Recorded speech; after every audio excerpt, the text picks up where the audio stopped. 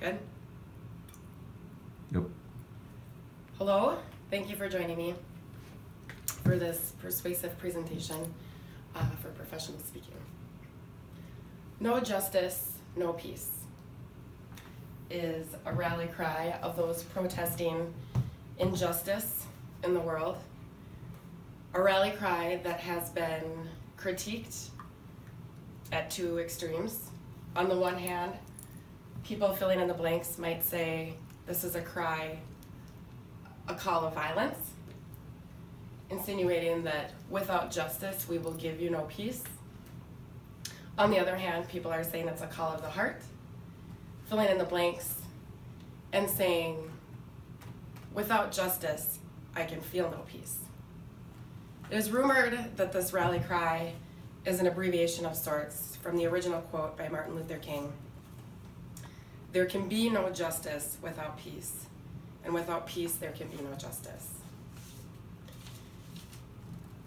Oftentimes we think of the fight against injustice beginning with Martin Luther King.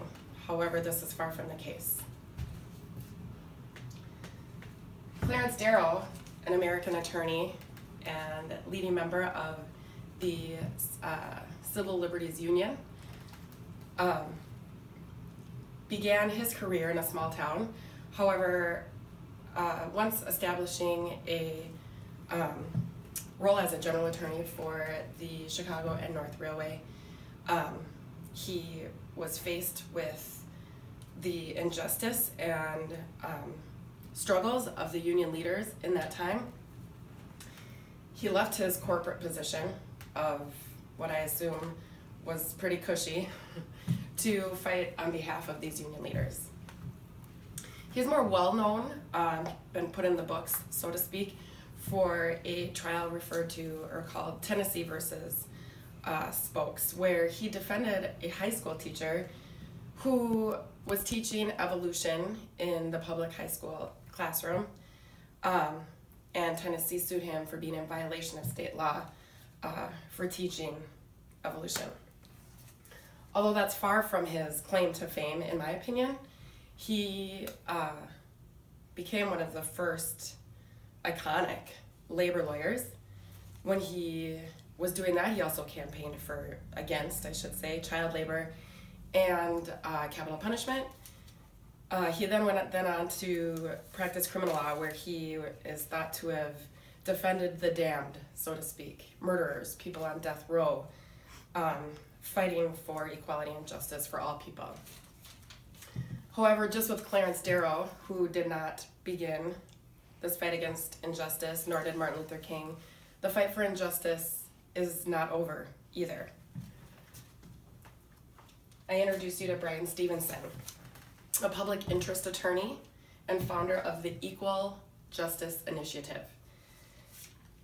This man and his nonprofit organization has recently won a historic U.S. Supreme Court ruling that eliminates the sentencing of children under the ages of 17 to life without parole, period. It is considered, according to the U.S. Supreme Court, to be unconstitutional. In addition to this, his foundation is eliminating excessive and unfair sentencing, exonerating innocent prisoners from death row, as well as confronting abuse of the incarcerated and the mentally ill. Of course, things like this, the good fight, cannot be fought without resources. It is at this time that I would ask you to consider donating a monetary gift of some size to the Equal Justice Initiative. And what this donation will do, what the contribution will be in supporting efforts that challenge poverty and racial injustice, as well as advocating for the equal treatment of all within the criminal justice system. While you're debating whether or not you feel that this aligns with your own values and beliefs, and thinking about really ultimately what side of history you want to be on, I leave you with this quote. You can only protect your liberties in this world by protecting the other man's freedom. You can only be free if I am free. No justice, no peace. Thank you. Done.